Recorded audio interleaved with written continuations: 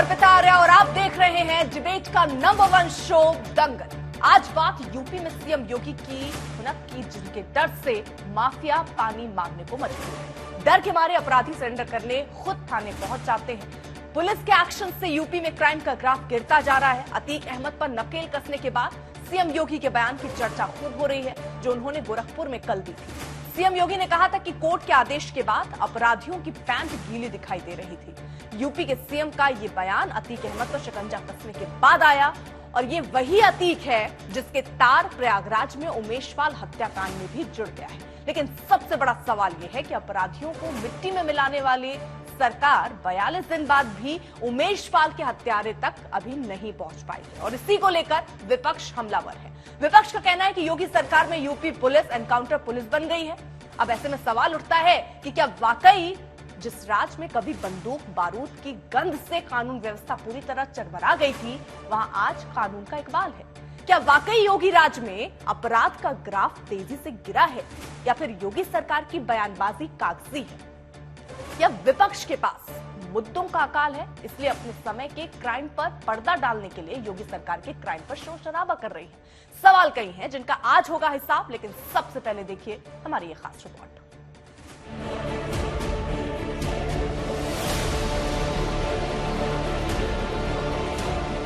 Court उन्हें सजा सुनाती है तो उनकी पैंटें भी गीली होती हुई देखती है। ये माफियाओं के खिलाफ मुनादी है। सुन ले, समझ ले कि अगर किसी ने यूपी में कानून के साथ खिलवाड़ किया तो योगी राज में क्या हश्र होगा। कानून व्यवस्था के लिए तो कहना ही क्या है।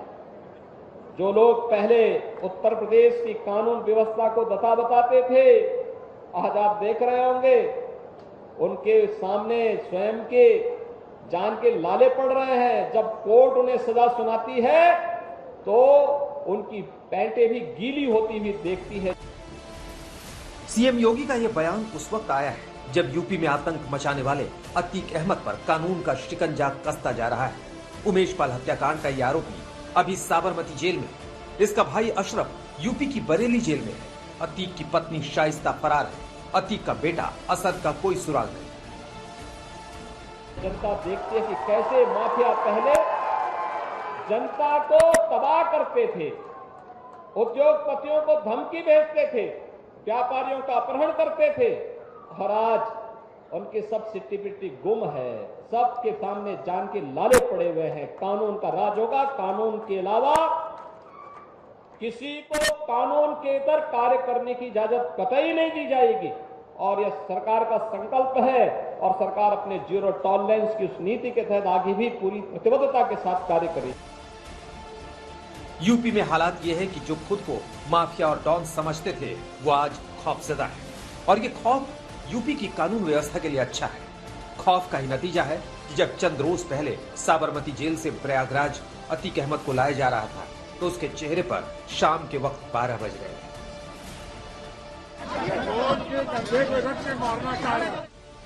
यूपी सरकार ने डॉन माफियाओं के खिलाफ जबरदस्त तरीके से कानूनी डंडा चलाया है और इसकी गवाही आंकड़े भी देते हैं। 2017 से अब तक 10,531 एनकाउंटर हो चुके हैं।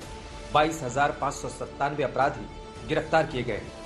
4,710 अपराधी पुलिस मुठभेड़ में घायल हुए और 172 इनामी बदमाश पुलिस की गोलियों से मारे गए।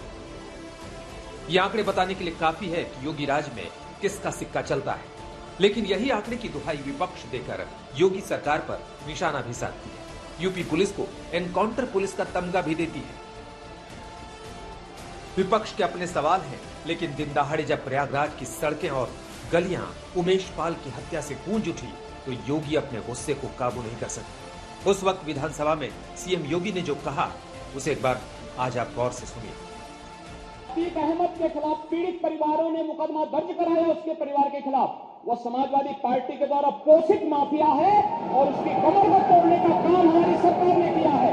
और फिर मैं कहता हूं इसे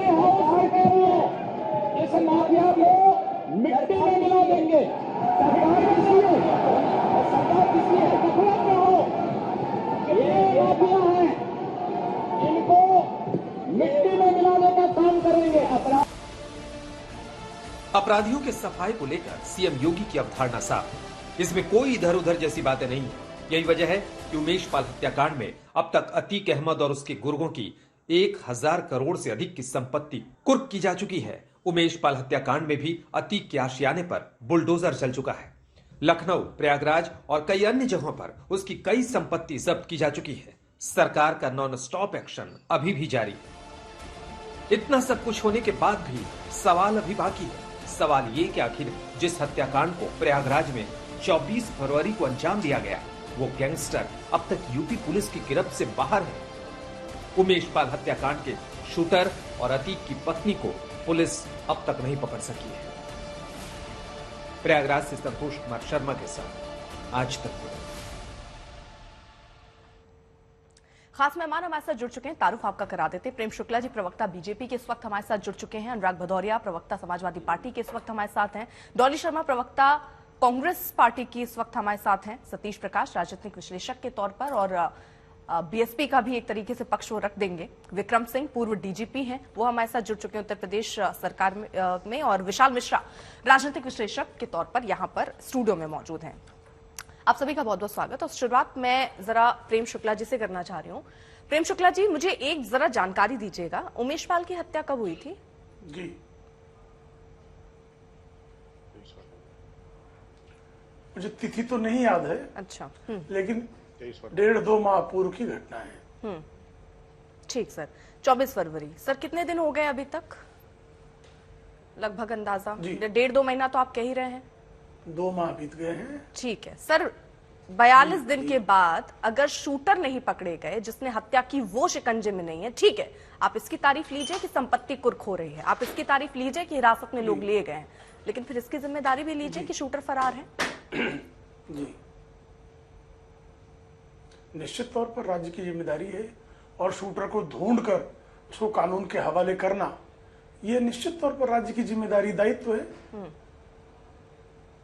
कब पूरा होगा दायित्व?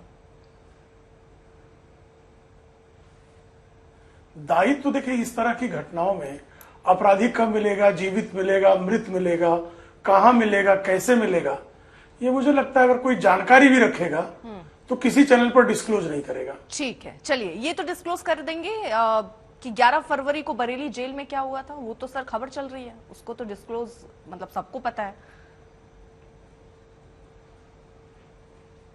अब जब पता ही है फिर डिस्क्लोज करने की कोई आवश्यकता ही नहीं है। मैं बता देती हूँ सर, जो चीज 11 फरवरी को 2.5 घंटे 8 लोग बैठकर बरेली जेल में पूरे हत्याकांड को डिस्कस करते हैं। खुलेआम उमेश पाल हत्याकांड हो जाता है, अभी तक शूटर गिरफ्तार नहीं है, तो सर पीठ किस बात की थपथपा रहे हैं?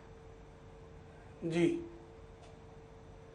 निश्चित तौर पर देखिए, अगर जेल में कोई 2.5 घंटे बैठता है तो जेल के पूरे प्रशासन का दायित्व और उसके खिलाफ कार्रवाई सुनिश्चित है। और यह सबूत भी सामने से आ गया कि कहां पर षड्यंत्र रचा गया और किसने रचा, कैसे रचा, कौन गिरोह था, कौन लाभार्थी थे, कौन सहायता करने वाले थे, हर किसी के विरुद्ध कार्रवाई सुनिश्चित हो रही है। ठीक है, लेकिन प्रेम शुक्ला जी, यहाँ पर जब योगी आदित्यनाथ ये बयान देते हैं कि पैंट गीली हो रही है, वो कैसे हो रही है? 2.5 महीने के बाद भी आप करीब 2 महीने के बाद भी गिरफ्तारी नहीं हो पाती है। 7 अप्रैल को एक एफआईआर रंगदारी के मामले में, 24 फरवरी की घटना के बाद, हत्याकांड के बाद रंगदारी मांगा जा रहा है। कहां खौफ है? खौफ होता तो ये अपराधी ऐसे अपराध नहीं करते। संपत्ति कुर्क कर लेना, बुलडोजर चला लेना, कितने अपराधी खौफ में है, और खौफ में होते तो सरेंडर कर देते ये शूटर। इतनी मेहनत आपको करनी पड़ रही है इन्हें पकड़ने में।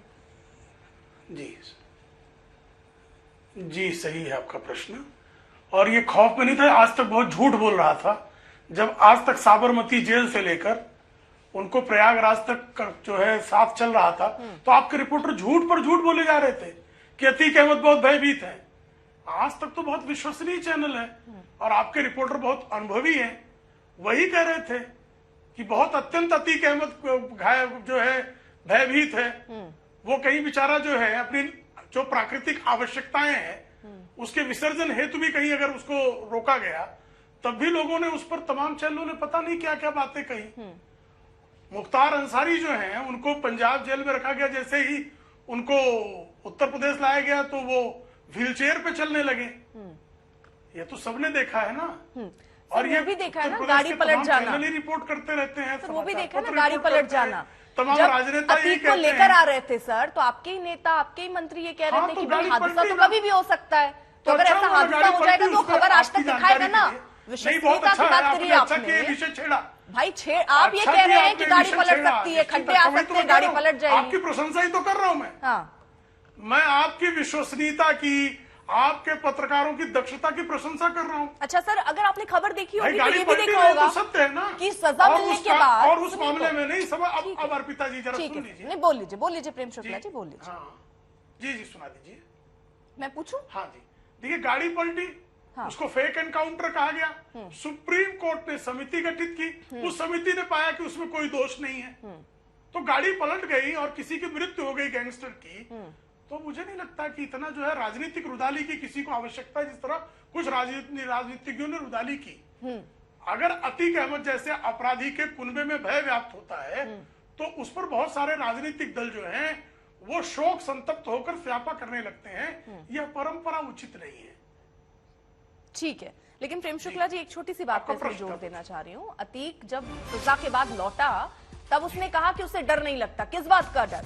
ये वो बयान भी आपने देखा होता अगर आज तक, तो वो आपको उसमें दिखता। लेकिन इस बीच बड़ी खबर में जल्दी से बता दूं, दिल्ली में अतीक का बेटा छिपा हुआ था, ये जानकारी सामने आई है। क्योंकि जांच आगे चल रही है, वो अलग बात है कि शूटर तक अभी तक टीम नहीं पहुंच पाई है। मेरठ से दिल्ली असद को पैसा पहुंचाया गया था, ये भी जानकारी मिल रही है। दिल्ली में असद के 3 मददगार गिरफ्तार किए गए हैं। अब वो जो जानकारी दे रहे हैं उसके हिसाब से आगे जांच बढ़ रही है। अनुराग जी, देखिए, सवाल यह है कि जब इस तरह का हत्याकांड हुआ, उमेश पाल 2005 और 6 की घटना है, गवाह था। समाजवादी पार्टी की सरकार रही 2012 से 17 के बीच में, उसके पहले भी थी।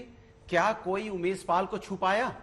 और आपकी सरकार आती, भारतीय जनता पार्टी की सरकार आती, दिन दहाड़े उसको गोली बारूद से उड़ा दिया गया। और ये सवाल समाजवादी पार्टी ने विधानसभा में उठाया, विधानसभा के बाहर भी उठाया कि आखिर गवाह की हत्या दिन दहाड़े क्यों हो गई?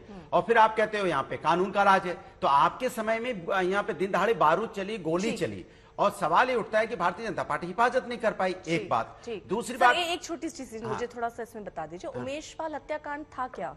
किसके मर्डर पे वो गवाह था? भाई राजूपाल के मर्डर पे गवाह था हाँ, ना। राजूपाल सर, उसकी हत्या कब हुई थी? ठीक 2005 में 6 में हत्या हुई ना। मैंने आपकी बात मानी, मैंने खुद ही बोल दिया 2005-6 में हत्या हुई। सुन लीजिए, उसका गवाह था। अगर यहाँ जिम्मेदारी इनकी थी, उमेश पाल को कोई छू नहीं पाया, लेकिन जो पूरा केस एक जज जिसकी बात आप कर रहे हैं राजूपाल की, वहां अगर आप रोक देते तो यहाँ तक पूरा मामला नहीं बढ़ता। वही तो कह रहा हूं तो कि वहां इसका मतलब अगर आज यूपी की सरकार कुछ नहीं कर पा रही तो समय आपकी सरकार कुछ नहीं कर पा रही। देखिए ये इनको आप दूसरी बात पूछी जाए तो जो अपना दल इनके साथ है, अपना दल में ही जो अतीक अहमद चले गए थे और अपना दल से ही चुनाव जीते थे वो। उसके जब ये हत्या हुई है उसके बाद जब मैं बार बार कह रहा हूं कि जो गवाह को नहीं छू पाई सरकार, हमारी सरकार में कोई बदमाश नहीं कुछ कर पाया, तो भारतीय जनता पार्टी की सरकार में ऐसा क्यों होता है कि दिन दहाड़े गोली चल गई? कोई ऐसी घटना बताई दिन दहाड़े जो गोली चली हो? ठीक है, राजूपाल के हत्याकांड में क्या हुआ था? अब राजूपाल की हत्याकांड में भाई जो आपकी नाकामी थी? मेरी नाकामी किस बात की थी? तो क्या भारतीय जनता, अच्छा कमाल है, देखिए एक चीज मान के चलिए आप, भारतीय जनता पार्टी अपने ऊपर से ध्यान भटकाने के लिए, क्योंकि भारतीय जनता पार्टी के ऊपर सवाल लौट जाए कानून व्यवस्था का ढिढोरा पीट रहे हैं। जब इनसे सवाल पूछा जाता है कि आपके समय में दिन दहाड़े गोली बारूद से एक व्यक्ति की हत्या कर दी जाती है, इससे ध्यान भटकाने के लिए देखिए दुनिया की बातें ये कर रहे हैं। और हम मेरा सवाल वही है आप सत्ता में क्या बोल के आए थे? सत्ता में क्या बोल के आए थे? आप यही बोल के आए थे ना कि हमारी जब सरकार आएगी तो यहाँ पे मेरी बात पूरी हो जाने दो। मैंने सुन लिया। नहीं अनुराग जी, अब मेरा सवाल कानपुर में माँ बेटी जिंदा नहीं जली? जिंदा जली है, नहीं जली? मुद्दा नहीं भटका रहा हूँ। नहीं, कानून व्यवस्था की बात कर रहा हूँ कि दिन दहाड़े माँ बेटी जल जाएगी, दिन दहाड़े रोन किया जाएगा। अरे आप बोलना मुश्किल हो गया है तो मैं बोल ही तो रहा हूँ। मैं अरे कानून पूछूंगी ना, सवाल पूछिए, मैं जवाब दे रहा हूँ ना। नहीं जवाब दे रहे पूरा नहीं जवाब हो रहा है। एक सेकंड, बहुत सीधा सा सवाल है, मैं सीधा जवाब दे रहा हूँ। बस एकदम सीधा 2 शब्दों में उसका जवाब मैं चाहती हूँ सर। आपने कहा उमेश पाल हत्याकांड में इनकी नाकामी थी, दिन दहाड़े कैसे हत्याकांड हो जाता है, इनकी कानून व्यवस्था लचर थी। समझ में आ गया? ये सवाल मैंने उनसे पूछ भी लिया, उन्होंने कहा उनकी जिम्मेदारी बनती है, स्वीकार किया उन्होंने, आपके सामने स्वीकार किया अभी। ठीक है, अब मैं ये पूछ रही हूँ, राजूपाल हत्याकांड की जिम्मेदारी आप लेंगे? मैं कह रहा उस हूँ समय कानून व्यवस्था लचर थी, खराब थी, आप मैं लेंगे उसकी बोलता हूँ जिम्मेदारी? कि 2005 में जब राजूपाल की हत्या हुई तो गवाह उमेश पाल किसके समय हुआ? सरकार समाजवादी के समय। हम उस पर कार्रवाई कर रहे हैं। हमने उमेश पाल गवाह था, उमेश पाल को छू नहीं पाया। उमेश पाल का हत्या जेल में रहते हुए, गवाह को ना छू पाए, लेकिन जिसकी हत्या हो गई में रहते हुए हत्या हो जा रही है। कुछ नहीं। अरे आप तो ठीक है अनुराग भदौरिया, आप गजब बात कर रहे हैं सर। रुकिए एक सेकेंड जरा, मैं एक बड़ी खबर इस वक्त आ रही है। एक सेकेंड अनुराग जी, दिल्ली में दरअसल अतीक का बेटा असद छुपा हुआ है, इस वक्त की बड़ी खबर। अरविंद हमारे साथ, हमारे सहयोगी जुड़ चुके अपडेट रहा। अरविंद, देखिए बिल्कुल, जो असद है वो प्रयागराज में हत्याकांड को अंजाम देने के बाद कई उत्तर प्रदेश के कई जिलों को पार करते हुए दिल्ली आ गया था और दिल्ली के अलग अलग ठिकानों में छिपा हुआ था। दिल्ली पुलिस की काउंटर इंटेलिजेंस की टीम ने 3 ऐसे लोगों को गिरफ्तार किया है जिन्होंने असद को दिल्ली में न सिर्फ छिपने में मदद की थी, बाकी लॉजिस्टिक भी मुहैया कराया था। इसके अलावा ये भी जानकारी मिली है कि मेरठ से कुछ पैसे दिल्ली में असद को भिजवाए गए थे और उस पैसे को लेने के बाद जो असद है वो अंडरग्राउंड हो गया था। यूपी एसटीएफ की टीम लगातार दिल्ली में रेड कर रही है, जो असद है उसको गिरफ्तार करने की कोशिश कर रही है। अर्पिता, ठीक है अरविंद, आप नजर बनाए रखिए। फिलहाल जांच देखिए आगे बढ़ रही है, लेकिन अभी तक शूटर की गिरफ्तारी हुई नहीं है। अनुराग भदौरिया, 10 सेकेंड ही में ले रहा हूं। मैंने कहा कि इसी उत्तर प्रदेश के अंदर में दिन दहाड़े मां बेटी जली। इसी उत्तर प्रदेश के अंदर में लखीमपुर में एक मंत्री का बेटा रौन देता है चालों को। सुन लीजिए, इसी उत्तर प्रदेश के अंदर में, अब बोलने तो दीजिए, मैं तो कानून व्यवस्था पे ही बोल रहा हूँ। मैं कानून व्यवस्था पे ही बोल रहा हूँ, मैं किसी और पे नहीं बोल रहा हूँ। अच्छा, कानून व्यवस्था नहीं है ये, कानून व्यवस्था पे तो बोल रहा हूँ ना कि ये ध्यान भटकाने के लिए, उमेश पाल हत्याकांड से ध्यान भटकाने के लिए इधर उधर की बात करते हैं। आप क्यों इधर उधर की बात कर रहे हैं? मैं क्यों उधर? मैं आपसे बहुत विपक्ष का धर्म निभा रहा हूँ। विपक्ष का धर्म निभाइए, लेकिन जब आप सरकार में थे आपकी जिम्मेदारी थी कि नहीं थी? मैं विपक्ष का धर्म निभा रहा हूँ और आप पलट के मुझसे पूछने लग जाते हैं ये जिम्मेदारी सत्ता पक्ष की होगी जवाब देने की। आप मुझसे पूछने लग जाते हैं, आप अपनी विपक्ष का धर्म निभाने नहीं दे रहे, आप इतिहास की बात करने लग जाते हैं। नहीं मतलब आपने जो किया उस पर बात ही मत कीजिए। आपने जो किया वो तो बेहतरीन किया। दिन दहाड़े बात है, 2004-5 में जा रहे। मैं तो कह रहा हूँ कि नहीं, मैं तो कह रहा हूँ कि ये जिम्मेदारी सरकार की बनती, कानून व्यवस्था बनाए रखने के लिए सरकार जिम्मेदारी नहीं ले रही है। मैं कह रहा हूँ सरकार जिम्मेदारी क्यों नहीं ले रही? दिन दहाड़े गोली बारूद चलाई गई, इसमें जिम्मेदारी क्यों नहीं सरकार लेगी? सरकार जिम्मेदारी नहीं लेगी। सरकार आपकी है, 2017 से मेरी सरकार नहीं है। अर्थात 2017 से मेरी सरकार नहीं है, सरकार भारतीय जनता पार्टी की है। किसकी पार्टी में था? अपना दल किसके साथ? अपने दल के नहीं था। नहीं अपना। अच्छा मेरी बात सुनिए, लोकतंत्र में सुन लीजिए, लोकतंत्र में जनता जिताती है, लोकतंत्र में जनता जिताती है, पार्टी नहीं जिताती। पार्टी का नंबर पे लड़ता है, लोकतंत्र में जनता वोट करती है। एक सेकंड आप मुझसे ही पूछा जाएगा, आप इनसे पूछिए, पूछना ही मुझसे। मेरी चर्चा में टिकट किस साल दिया? मैं पूछ रहा हूँ, दिन दहाड़े 1996 तो 2012 में इनकी सरकार थी जब वो छूटता है। इनसे पूछे इन्होंने पहले नहीं तो हत्या होगी क्यों नहीं? हत्या 2014 में लोकसभा से नहीं होगा। 2014 में लोकसभा किया कैसे हत्या 24 फरवरी को तो काली पल्ले में नहीं होगा।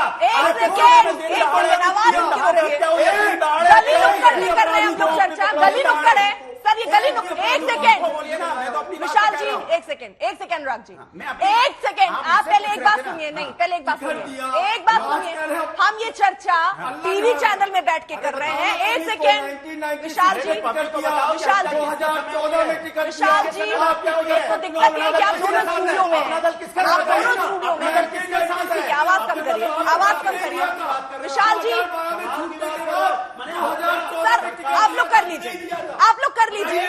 विशाल जी आप कर लीजिए, विशाल जी मैं जा रही हूँ, आप कर लीजिए। अनुराग जी आप कर लीजिए, आवाज कम कीजिए। मैं जरा चर्चा में आप जल्दी से सतीश प्रकाश जी को भी हम जोड़ना चाहेंगे और हमारे साथ डॉली शर्मा भी हैं।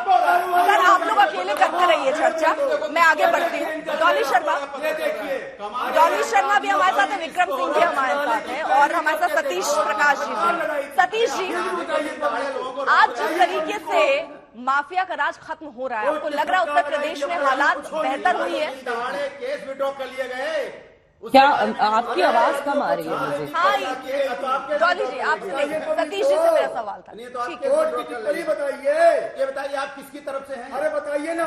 अर्पिता जी, मैं आपको सुन नहीं पा रही हूँ। शासन माननीय मुख्यमंत्री अर्पिता जी पहले विद्वान और विचारक विशाल जी, अपना परिचय तो दे दो। अनुराग जी, प्लीज नहीं, विशाल जी प्लीज, मैं चर्चा में आप दोनों को बहुत सवाल नहीं ले सकती। नहीं, मैं सवाल अब नहीं ले सकती। आप लोग, अब मैं थैंक यू भी कर दूंगी। नहीं, मैं दोनों को बोलूंगी। आप लोग क्या कर रहे थे अभी यहाँ बैठकर? नहीं अनुराग जी, मुझे पता है, मैंने देखा। आप मुझे मत बताइए कि उनसे नहीं बोल रही, मैं दोनों को बोल रही हूँ।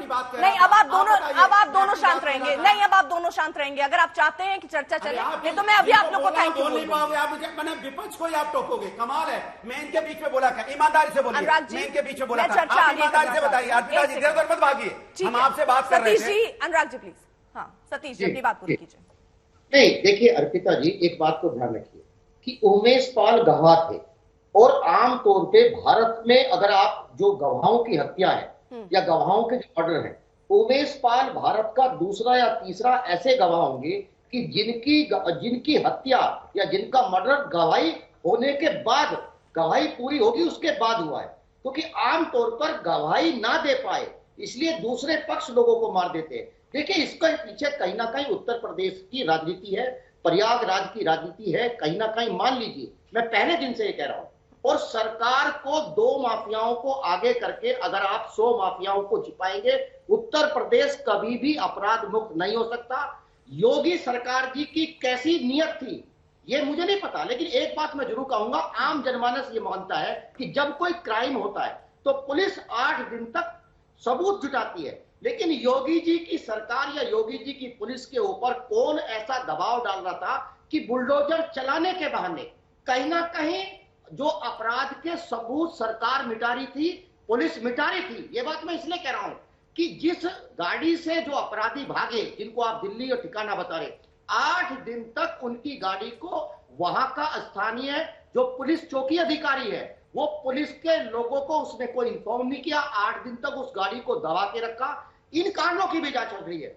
और अगर इनका परिवार, अतीक का परिवार, अगर बीजेपी का एक प्रयागराज के सरकार में मंत्री है, अगर उनके ऊपर 5 करोड़ रुपए लेकर के कुछ मामला है, सरकार को और पुलिस को इन मामलों को कहीं ना कहीं शामिल करना चाहिए। मेरा कहना यह है कि सरकार को रोज पीसी कह के कि अतीक की पैंट गीली है या अतीक का जो है आपका साथ चल रहा है, कहीं ना कहीं आप सबूत जुटाइए ना। अरे कोई भी व्यक्ति होगा, देखिए सरकारें चेंज होती है, पुलिस चेंज नहीं होती है।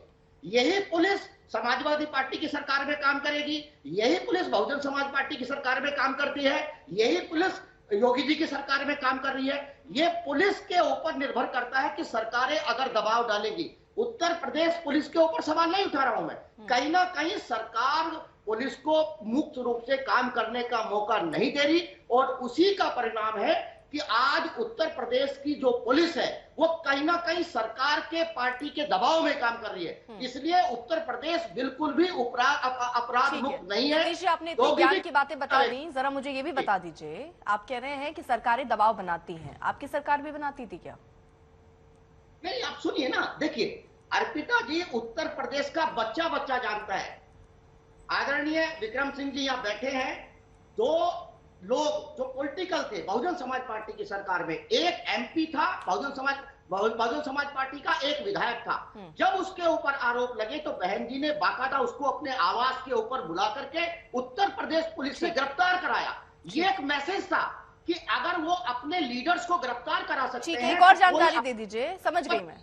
अतीक की पत्नी अभी है कि बीएसपी में निकाल दिया आप लोगों ने? सुनिए अर्पिता जी, शाहिस्ता परवीन अगर किसी का पति अगर अपराधी है तो ये दुनिया की किसी किताब में नहीं। क्या चैनल नहीं देखते या खबरों को नहीं फॉलो करते? आपको नहीं पता उस पर कोई आरोप तय हुए हैं कि नहीं हुए? उसके खिलाफ कुछ उसको ढूंढा जा रहा है कि नहीं ढूंढा जा रहा है? सर आपको पता है कि नहीं कि अभी वो आपके नजरों में साफ पाकी है? आप सुनिए ना, अब मैं कह ही दूं ना, अब मुझे पॉलिटिकल बनने, मैं कह रहा हूं ना, प्रयागराज की राजनीति जो पिछले 10 साल से मेयर है, कोई दूसरे मेयर ना बन जाए, कैंडिडेट नहीं बन जाए, इन बिंदुओं की भी जांच करो ना। शाइस्ता परवीन जब बीएसपी के अंदर ज्वाइन हुए वो अपराधी नहीं थी। इन चीजों को आप जानिए। नहीं थी, अब है तो अब क्या? अब आप जैसे समाजवादी पार्टी ने अतीक को पाला पोसा, आप शाइस्ता को पालेंगे पोसेंगे? नहीं, आप सुनिए, एक बात सुनिए, बहुजन समाज पार्टी एक मिशन है, सुनिए, अपराधियों के शिकार हमेशा गरीब लोग होते हैं। अच्छा। बहुजन समाज पार्टी गरीबों की पार्टी है। अच्छा, शाइस्ता और गरीब है। अपराधी हो, किसी अपराधी को बहुजन समाज पार्टी मुझे नहीं- 1000 करोड़ रुपए की संपत्ति कुर्क की गई है। शाइस्ता के पति जी। यानी शाइस्ता की भी प्रॉपर्टी होगी वो, तो वो गरीब है। नहीं, आप देखिए, सुनिए, साध्वी ठाकुर कौन है आप बताइए ना। उनके ऊपर सुनिए मेरी बात को सुनिए, मालेगांव में बाकायदा आपराधिक घटनाओं में जेल में भी रही ना, बीजेपी ने उनको टिकट दिया ना, बीजेपी ने उनको एमपी बनाया ना। मेरी बात को सुनिए। अरे आपकी बात सुन रहे हो सर, क्यों घबरा रहे हैं आप? पूरा मौका दे रहे हैं सतीश जी, आराम से बोलिए ना। बाकायदा एक महिला के साथ बलात्कार किया, उनके पिता की हत्या करी, बाकायदा बीजेपी के अंदर रह करके उन्होंने उस गवाह को मारने की भी कोशिश की, बीजेपी के अंदर रहे। ठीक है सतीश जी, ये तो अगर मान लीजिए उनकी कमीज गंदी है तो आपकी साफ हो गई। जी देखिए, मेरा कहना यह है कि कोई भी अपराधी की बहुजन समाज पार्टी में कोई जगह नहीं है। हाँ, अगर तो शाइस्ता को कब निकाल रहे हैं फिर? जी सुनिए मेरी बात को सुनिए। मैं फिर ये कह रहा हूं कि इस बात की भी जांच होनी चाहिए कि प्रयागराज की राजनीति कहीं इस मर्डर के आसपास तो नहीं घूम रही। मैं सरेआम आपके सामने कह रहा हूं कि राजू पाल एक ऐसे गवाह है भारत में कि गवाही होने के बाद उनकी हत्या हुई है। इसके पीछे कहीं तो नहीं, इसको जांच में शामिल करना चाहिए। जी नहीं, आप अपनी बातों में बहुत ज्यादा उलझ गए हैं, आप बहुत ज्यादा उलझ गए। कोई बात नहीं सर, मैं फिर से जरा आती हूँ। और प्रेम शुक्ला जी, इस पे आप अपना जवाब दे लीजिए, फिर मैं विक्रम सिंह जी के पास भी जाऊंगी। आ रही हूँ डॉली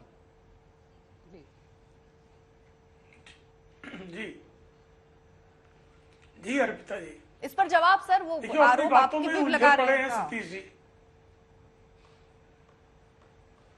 नहीं, आरोप तो लगा रहे हैं वो, लेकिन ये जो है राजू पाल जो बसपा का विधायक था, मिशन वाली पार्टी जो है, उस अपने विधायक के हत्यारे को और उसकी पत्नी को अपनी पार्टी में लेकर कह रहे कि हम मिशन वाले हैं।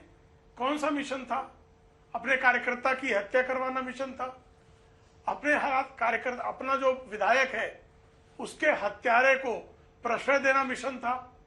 कि मिशन में जो है कोई धन इत्यादि का मामला था, क्योंकि बसपा के संदर्भ में ये बहुत आम धारणा है कि उनके यहाँ टिकटों के बंटवारे के एवज में बड़े पैमाने पर धन लिया जाता है। ये नसीमुद्दीन से लेके तमाम लोग जो बसपा छोड़ कर गए हैं, उनके सार्वजनिक बयान है।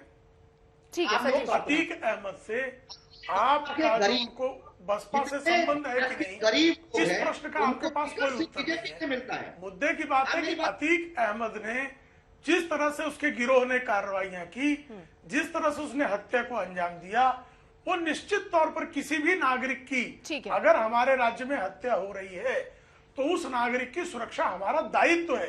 अगर वो हत्या हो जाती तो वो स्टेट का विफलता है, लेकिन उसके हत्यारे को पकड़ना, कानून के हवाले करना, हत्यारों को ऐसी सजा देना कि मिसाल कायम हो जाए और लोग जो हैं अपराध करने से डरें, इस तरह का सुशासन हम संस्थापित कर रहे हैं, यह निश्चित है।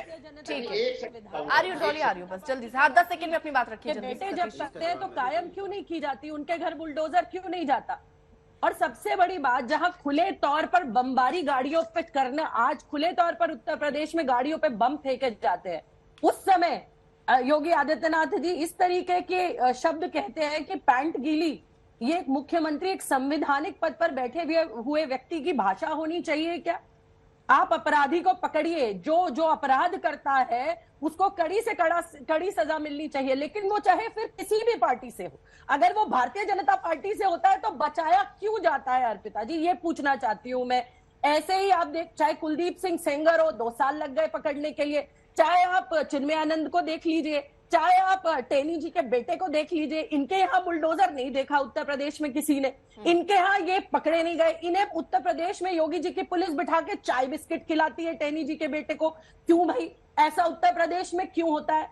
अगर अपराधी है, चाहे किसी भी पार्टी से संबंध रखता है, अपराधी है, उसको पकड़ा जाना चाहिए, उसके ऊपर कड़ी से कड़ी कार्रवाई होनी चाहिए। ये सिलेक्टिव कार्रवाई क्यों होती है भारतीय जनता पार्टी? ठीक है प्रेम शुक्ला जी, सिलेक्टिव कार्रवाई क्यों? अपने केसेस आदित्यनाथ जी खुद वापस ले लेते हैं। किस तरीके से ये कार्रवाई करते हैं? सिलेक्टिव। अगर व्यक्ति भारतीय जनता पार्टी का है तो दाग अच्छे हैं, अगर वो किसी और दल का है तो फिर ये बमबारी शुरू कर देते हैं इस तरीके। ठीक है डॉली, अरे पकड़िए तो सबको पकड़िए ना, अपराधी को एक नजर से देखिए कि अपराधी है। मैं अर्पिता जी उत्तर दे दूं? जी जी, मैं उत्तर दे दूं? जी प्रेम शुक्ला जी, हाँ जी धन्यवाद। देखिए, एक तो आदरणीय योगी आदित्यनाथ जी ने अपने ऊपर से कोई मुकदमा वापस नहीं लिया है। वो उनके ऊपर जो फर्जी मुकदमे बने थे, तमाम मुकदमों में से वह बाइज्जत बरी हुए हैं और बिना न्यायालय के संज्ञान के कोई भी मुकदमा राज्य वापस नहीं ले सकता। यह विधि का जो है एक बेसिक प्रावधान है। बलात्कारियों को संस्कारी बता के छोड़ देते हैं। आप संस्कार की बातें ना करें। आप वो स्टूडियो में जैसे हो रही थी डिबेट, उस तरह डिबेट करना। ठीक है डॉली जी, ठीक है, पूछिए, आपने आपके सवाल का ही जवाब दे रहे हैं। ठीक है डॉली जी, ठीक है। आप प्रेम शुक्ला अभी खुले तौर पर उनकी बलात्कारियों को कैसे पाला जाता है, वो राजस्थान देख रहा है। से साक्षी महाराज आपके सांसद मिलकर, ठीक है डॉली जी, ठीक है। हमने ये बोलेंगी तो उसके बाद मुझे अवसर रहेगा ना बोलने का। आप लोगों ने उन्नाव में बेटी के पूरे परिवार को, कुलदीप सिंह ने समझाइए प्रेम शुक्ला जी, और कंप्लीट करिए। ठीक है डॉली, हो गया। अब मैं प्रेम शुक्ला जी से जवाब की बात कर रहे हैं, आप यहाँ संस्कार बता रहे हैं। आपका सिलेक्टिव कार्रवाई, सिलेक्टिव समझ गए मैम। आप बार बार उसी सवाल को क्यों रिपीट कर रही हैं? सिलेक्टिव कार्रवाई है, यही सवाल है ना आपका? दीजिए जवाब इस पर प्रेम शुक्ला जी। कोई सिलेक्टिव कार्रवाई, जितने नाम गिनाए उन सबके खिलाफ विधि सम्मत कार्रवाई तत्काल हुई। कुलदीप सेंगर तत्काल जेल गए, कन्विक्ट हुए, भारतीय जनता पार्टी से 2 साल तत्काल निष्कासित कर दिया गया उनको। प्रेम शुक्ला जी नेशनल चैनल पे एक झूठ पल नहीं रखा गया। एक FIR के लिए उस लड़की को अपने आप को योगी आदित्यनाथ जी के घर के बाहर आग लगानी पड़ी। बिल्कुल नहीं लगे। इलाहाबाद हाईकोर्ट ने ऑर्डर किया, तत्काल वो सरेंडर किए। आपको ट्रेनिंग है मुस्कुरा के झूठ बोलने की, क्या बात लेकिन ये सत्य है। अर्पिता जी, उस लड़की का झूठ भी बोलेंगी और जिद भी करेंगी, चिल्लाएंगी, कोई तरीका नहीं है। योगी आदित्यनाथ जी के घर से बाहर जाके उसको अपने आप को आग लगानी पड़ी मात्र एक FIR के लिए। आजमगढ़ में लड़की को ये क्या हो रहा है?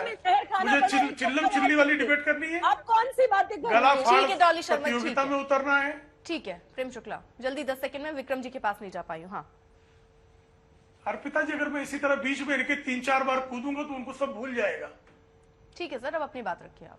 जिनका नाम गिना रहे, कुलदीप सेंगर को तत्काल कार्रवाई, सोहेबी चिन्मय बिल्कुल नहीं, झूठ नहीं बोलिए आप। जो है जिस तत्काल कार्रवाइयां हुई हैं, और अतीक अहमद के मामले में भी तत्काल, अभी इनके यहां बाड़मेर में एक मजहब विशेष के व्यक्ति ने एक दलित परिवार की लड़की की हत्या कर दी एसिड डालकर, और इनका मंत्रिमंडल अशोक गहलोत सोए हुए हैं। ये कल की घटना है।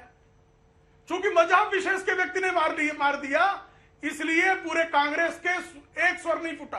प्रियंका वाड्रा गायब है।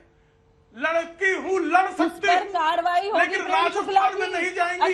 बलात्कार हो जाएगा, पड़ोस में जैसलमेर में हो जाएगा, वहां जाएंगी, वो वहां पर अभयारण्य का आनंद लेंगी। आप ये कह रहे हैं तुरंत कार्रवाई हुई है, क्राइम केसेस रुके हैं। डॉली जी रुकिए ना, एक सेकंड रुक जाइए डॉली जी। आपने जो समझाया कि कार्रवाई हो रही है, सर ठीक है। प्रेम शुक्ला जी, आपने, आपकी जो बातों से मैं समझ पाई कि तुरंत कार्रवाई हो रही है, तुरंत। नहीं अर्पिता जी, ये तरीका क्या? मैं सबके बीच में चिल्लाऊं? ठीक है सर, मैं एक सवाल रख दूं, जैसे मैं जवाब देना शुरू करता हूं, वहां से उनका ऑडियो शुरू हो जाता है, तो ये तो तरीका ही नहीं है ना। फिर तो मैं चिल्लाऊं आपके डिबेट में। ठीक है प्रेम शुक्ला जी, आप एक बार उनका ऑडियो डाउन कीजिए ना, ये तरीका तो नहीं है। ठीक है फिर मैं रक्चा पढ़ा के प्रेम शुक्ला जी, ठीक है, आपने अपनी नाराजगी दर्ज करा ली। अब मेरा सवाल सुन लीजिए और साथ में जवाब दीजिएगा। डॉली जी की आवाज कम रखिए, आप अपनी बात 10 सेकंड तो बता दीजिए ना। ठीक है, अब मुझे जरा ये बता दीजिए प्रेम शुक्ला जी। ठीक है, समझ गई सर, समझ गई। अब आगे से मैं उनकी आवाज कम करा दूंगी, आप अपनी बात रख लीजिएगा। मैं आपसे ये पूछना चाह रही हूँ, आपने जो समझा दिया कि यहाँ पर केसेस कम हुए हैं, तुरंत कार्रवाई होती है, अपहरण के केसेस फिर सर क्यों बढ़े हैं योगी राज में? जी, क्योंकि हम उमेश पाल, राजू पाल, इन पूरे ही चर्चाओं के इर्द गिर्द दर्ज होते। पहले तो अपहरण उद्योग चलता था, आपकी जानकारी के लिए। पूरा अपहरण का एक जो है, जैसे आज जहां डिफेंस कॉरिडोर है ना, वो डैकवाइटी और अपहरण का कॉरिडोर हुआ करता था, और सत्ता परिवार उसको पालता था। ये सारे लोग जानते हैं कि श्रीमान मुलायम सिंह यादव का परिवार एक इस तरह का कॉरिडोर पालता था। आज किसी पर अपहरण में तत्काल कार्रवाई होती है। ठीक है सर, मैं आपको रोक रही हूँ। देखिए इस वक्त जो तस्वीरें आ रही, सेक्रेड हार्ट चर्च, प्रधानमंत्री नरेंद्र मोदी इस वक्त पहुंचे हैं, और ये उनका काफिला जो हम तस्वीरों में देख रहे हैं, प्रधानमंत्री Narendra Modi sacred heart church पहुंचे हैं, और ये काफिला अंदर जाता हुआ प्रधानमंत्री नरेंद्र मोदी का।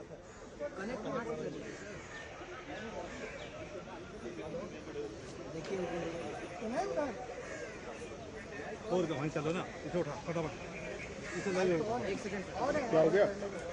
उधर चलना है ना। चलो।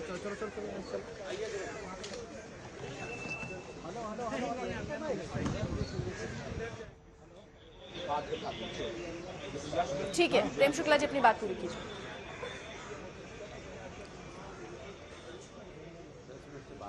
जी, तो तत्काल कार्रवाई हम करते हैं।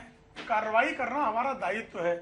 कहीं भी अपराध हो तो अपराधी के विरुद्ध तीव्रतम कार्रवाई होती। पहले कार्रवाइयां नहीं होती थी, उसका परिणाम है ये। अपहरण उद्योग को ठप किया गया, नहीं तो वन डिस्ट्रिक्ट वन प्रोडक्ट आजकल हुआ करता है, तब वन डिस्ट्रिक्ट वन माफिया हुआ करता था।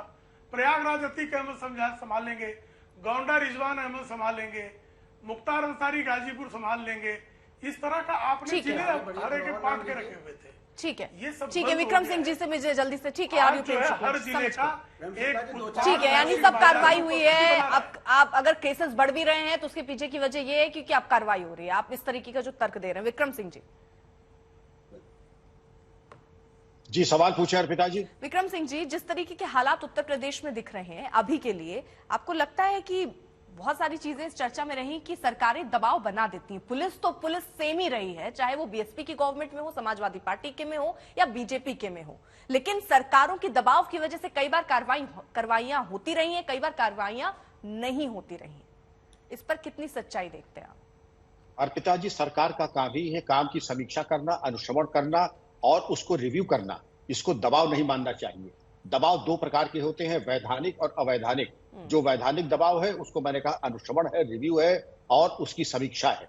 लेकिन जो अवैधानिक दबाव होते हैं कि माफिया की तरफ मत देखो, माफिया की संपत्ति के ऊपर बुलडोजर मत चलाओ, वो दबाव नहीं, वो एक अनैतिक और अवैधानिक प्रेशर होता है जो कालांतर में पड़ता है। वर्तमान समय में मुझे बताया गया है, सिपाही से लेकर पुलिस महानिदेशक ये कह रहा है कि जितनी स्वायत्ता पुलिस विभाग को आज मिली है, इसके पूर्व कभी इतनी स्वायत्ता नहीं मिली है। स्वायत्ता मतलब ऑटोनॉमी, कि अपने स्वविवेक से सकारात्मक काम अगर करना चाहे तो उसके ऊपर कोई दबाव नहीं है। लेकिन ये जो चीजें आज हुई हैं, लोकोक्तियों से नहीं, जनश्रुतियों से पुलिसिंग नहीं चलती है। पुलिसिंग चलती है कानून से। और आपका जो पहला प्रश्न था कि आखिर ये पलायित हो गए हैं, जो पलायित हुए हैं वो माफिया थे जो अपनी मूंछ पे ताव देते थे।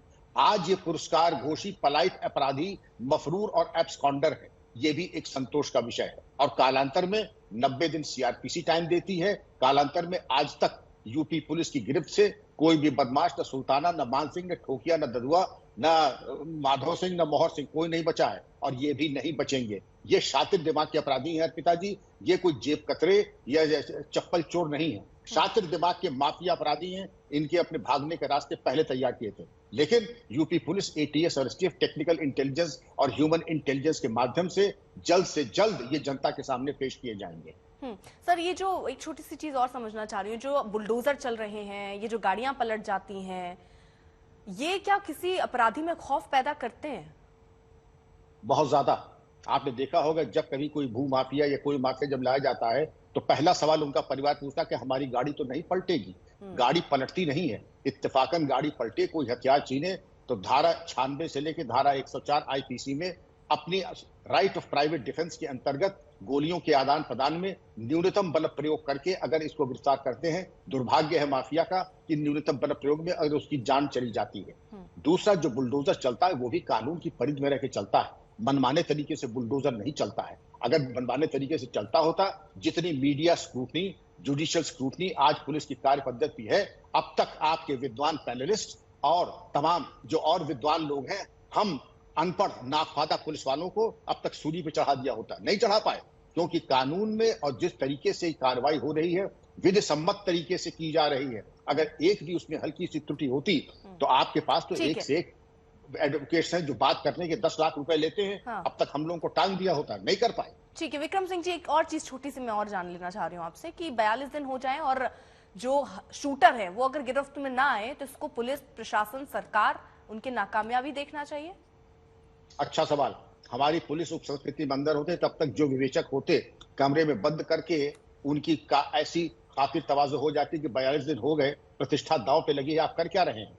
ये तो हुई आंतरिक बात। लेकिन मैं ये कहना चाहूंगा कि ये शातिर दिमाग के अपराधी हैं, इन्होंने भागने के रास्ते तैयार किए हैं। ये सही प्रश्न चिन्ह लगना चाहिए और लगा है, और तब तक लगा रहेगा जब तक ये दस्तयाब नहीं हो जाएंगे। ये पुरस्कार घोषित अपराधी हैं। आपके चैनल के माध्यम से मैं परामर्श देना चाहूंगा, जल्द से जल्द अपनी हिफाजत के लिए नजदीक के थाने और न्यायालय में आत्मसमर्पण कर दें। आपके ऊपर पुरस्कार घोषित है, उसमें जिंदा या मुर्दा, ध्यान दें, जिंदा या मुर्दा आपको दस्तयाब किया जा सकता है। आपका भविष्य आपके हाथ में है, जैसा आप ठीक समझें। ठीक है प्रेम शुक्ला जी, लेकिन ये जो बातें अभी जिस तरीके से बता रहे हैं कि नाकामयाबी तो है ही, 42 दिन देखिए हो गए हैं और अभी तक शूटर की गिरफ्तारी नहीं हुई, तो इस पे और सोचने की जरूरत है। वो अलग बात है संपत्ति कुर्क करना, ये जो और कार्रवाई आप कर रहे हैं, लेकिन अभी तक गिरफ्तारी नहीं हुई। योगी आदित्यनाथ का खौफ कैसा? अभी तक तो सरेंडर कर देना चाहिए था। अर्पिता जी, जब तक हमको कामयाबी नहीं मिलती तब तक हम नाकामयाब है। अर्पिता जी, जब तक हमको शूटरों को पकड़ने में कामयाबी नहीं मिलती तब तक हम नाकामयाब है, और नाकामयाबी को कामयाबी में बदलने के लिए कृत संकल्प है। हम बिल्कुल जो है इन अपराधियों को छोड़ेंगे नहीं। आकाश में पाताल में जहां से होंगे ढूंढ के लाएंगे और कानून के हवाले करेंगे। ठीक है अनुराग भदौरिया। देखिए कमाल की बात है, मैं तो भारतीय जनता पार्टी से कहता हूं सरकार से कि क्यों नहीं आप टॉप 100 माफियाओं के नाम जारी कर दीजिए ना। 1 2 3 बोल के फिर रुक जाते हैं प्रेम शुक्ला जी। अरे 3 के आगे बढ़िए ना। उत्तर प्रदेश में सारे माफियाओं पे कार्रवाई कर दीजिए, हम तो कह रहे हैं ना सारे माफियाओं पे कार्रवाई कीजिए। लेकिन आप 1 2 3 बोल के उसके बाद आप हलक की आवाज गायब हो जाती है। अरे जोर से बोलिए ना, पूर्वांचल से शुरू कीजिए, गाजियाबाद तक बोलिए ना नाम। क्यों नाम बोलने से डरते हैं? क्यों कहीं अपने ना निकल आए इसलिए डरने लगते हैं क्या? कि अपनों को बचाने का डर है क्या? अरे सब पे कार्रवाई कीजिए, आप भी सुरक्षित रहे, हम भी सुरक्षित रहे, पूरा प्रदेश सुरक्षित रहे। लेकिन आप जो राजनीति कर रहे हैं वो राजनीति ठीक नहीं है। आप माफियाओं पे कार्रवाई कीजिए, आपको कोई नहीं रोकता है। आप दबंग के कार्रवाई कीजिए, मजबूती से कार्रवाई कीजिए, सभी माफियाओं पे कार्रवाई कीजिए। लेकिन आप इस तरह की बातें करते हैं कि आप ये सिलेक्टिव कार्रवाई की वजह से पता दिन दहाड़े यहाँ पे उमेश पाल की हत्या हो गई, क्योंकि आप ये कार्रवाई, क्योंकि आप मजबूती से मैसेज नहीं दे पा रहे हैं। आप मैसेज दीजिए कि कोई बदमाशी करेगा तो कोई बचेगा नहीं। लेकिन क्यों भाई, कुछ माफिया खुलेआम घूम रहे हैं, कुछ माफिया खुलेआम कार्रवाई, उनके पास कार्रवाई नहीं हो रही है, इसलिए लोगों को लगता नहीं ये सरकार में तो कार्रवाई होती नहीं है। तभी मंत्री का बेटा 4 लोगों को रौंद देता है, तभी मां बेटी जिंदा जल जाती है, तभी उन्नाव की घटना हो जाती है। क्यों? क्योंकि कार्रवाई आप ठोक के नहीं करते हो। ठोक के सब पे कार्रवाई कर दो तो हमें पूरा विश्वास है कि उत्तर प्रदेश से लोग अपने अपराध करने में कांपने लगेंगे। ठीक है, यानी इनके सरकार में ठोक कर कार्रवाई नहीं हो रही है। नहीं हो रही। आपकी सरकार में ठोक कर कार्रवाई होती थी? बिल्कुल होती थी, तभी तो विकास है। नहीं तो नहीं, अगर कार्रवाई नहीं होती, सुनिए कार्रवाई नहीं होती तो 100 डायल किसने बनाया? पुलिस मजबूत। ठीक है, अभी अपनी उपलब्धता नहीं बतानी है। अभी मैं आपसे आंकड़े पर बात करना चाह रही हूँ बना के। ठीक है, समझ गई। तो फिर मजबूत कर रहा हूँ ना, महिला सुरक्षा के लिए 1090 बनाया है ना, मजबूत हम ही कर रहे हैं ना। आप बताइए, हमने 108 आप सोच के बैठे हैं कि मैं कई कठिन सवाल ना पूछूं जिसका जवाब आप पूछने दीजिए मुझे। कठिन सवाल क्या, मैं तो जवाब दे रहा हूँ। पुलिस सिस्टम मजबूत क्या है? 2016 में हत्या के केसेस 4800, 2015 में 4772, 2014 में 5150, 2013 में 5047। ये हत्या के केसेस हैं। अगर दबदबा था, ठोक कर आप कार्रवाई करते थे, तो इतने केसेस क्यों थे? तो अभी भी तो केसेस हैं। ठीक है, अब तुलनात्मक बता दे। 2020 में योगी गवर्नमेंट ने 3468, मेरी बात 2021 में 3771। आप ये कह रहे हैं कि उनके वक्त पर लॉ एंड ऑर्डर बिगड़ गया है, तो बिगड़ गया तो आंकड़े तो एनसीआरबी के कुछ अलग कह रहे हैं। ऐसा मामला है अर्पिता जी जिसपे आप बार बार मैं चिल्ला रहा हूं, आप बोल नहीं है। माँ बेटी का जिंदा जल जाना प्रशासन का खड़ा रहना, बार बार चिल्ला रही हूं, आप प्रशासन का खड़ा रहना, इससे ज्यादा कुछ राजू पाल से मैंने आपसे सवाल पूछा, कानपुर आप बचकर निकल गए। कितना बचाया, मैंने आपको आंकड़े पर सवाल पूछा, आप बच के निकल गए। मैं बात कर रहा हूँ अपने ऊपर आए तो धीरे से निकल लेना चाहिए। अब तब में ये फर्क है, हम अब की बात कर रहे हैं। आप क्या हो रहा है उत्तर प्रदेश के अंदर? ये डायल 100 बता के नहीं की थी। हम बार बार कह रहे हैं कि महिलाओं की सुरक्षा की बात अभी आपने अभी गिनाए ना, दिक्कत ये है ना कि हम आपकी बात करते हैं, आप बात करने लग जाते हैं। मैं कहता हूँ दिन दहाड़े हत्या हो गई, उमेश पाल की उस पर चर्चा नहीं है, अपराधी अभी तक पकड़े गए नहीं, उस पर चर्चा नहीं है। कमाल की बात है भैया, सरकार 17 से देखिए, हम विपक्ष का धर्म निभाने वाले लोग हैं। आज विपक्ष का धर्म निभा रहे हैं, तभी हमने प्रयागराज की घटना किसने उठाई? प्रयागराज की घटना किसने उठाई? दिन दहाड़े जो बारूद बम चले किसने उठाई? बोलिए ना, समाजवादी उठाई। अरे बोलिए ना उठाई, सारा बोलिए ना उठाई हमने। राजूपाल हत्याकांड का भी क्रेडिट आप बोलिए ना कि जो उमेश पाल की हत्या हुई उसकी आवाज समाजवादी ने उठाई, माँ बेटी जली समाजवादी ने उठाया, लखीमपुर घटना समाजवादी ने उठाई। आपके पास देखिए आती नहीं हूँ, फिर आप लगातार तो क्या बोले, अपनी बात नहीं कहूँ क्योंकि आप मानने को नहीं तैयार है ना। मान गई, मैं मान गई सर, मैं तो कह रही हूँ मान गई, खत्म। विशाल जी। अर्पिता जी, उत्तर प्रदेश की बात हो रही है तो उत्तर प्रदेश से मैं भी आता हूं और हमारे समाजवादी पार्टी के सम्माननीय प्रवक्ता भी आते हैं। मान्यवर, उत्तर प्रदेश में एक कहावत है, सूप बोले सूप, चलनिया का बोले जमान 72 छेद। ये समाजवादी पार्टी के माननीय प्रवक्ता कह रहे हैं कार्यवाही। मान्यवर, अगर आपने कार्यवाही की होती तो शायद ये हत्या न हुई होती। इनसे पूछिए इन्होंने क्यों नहीं कार्रवाई की थी जब आपकी सरकार थी। तब तो लोकसभा का टिकट दे रहे थे ना, तो कौन पुष्पित पल्लवित कर रहा था। आज उत्तर प्रदेश में संगठित अपराध अर्पिता जी अपनी अंतिम सांसें गिन रहा है। मैं चैलेंज के साथ कहता हूं कि समाजवादी पार्टी के प्रवक्ता बताएं कि कितने अपराधियों के जमीन कुर्की किए थे, बुलडोजर चलाया था, भूमाफिया स्क्वाड बनाया था, एक भी अपराधी को इन्होंने सजा दिलवाई हुई। पूछिए इनसे, लेकिन नहीं। आज और मैं बताता हूं, आज 63,000 एकड़ की जमीन जब्त की गई है। ठीक है, माफी के साथ मैं विशाल जी आपको रोक रही हूँ। वक्त हमें इतनी की इजाजत है।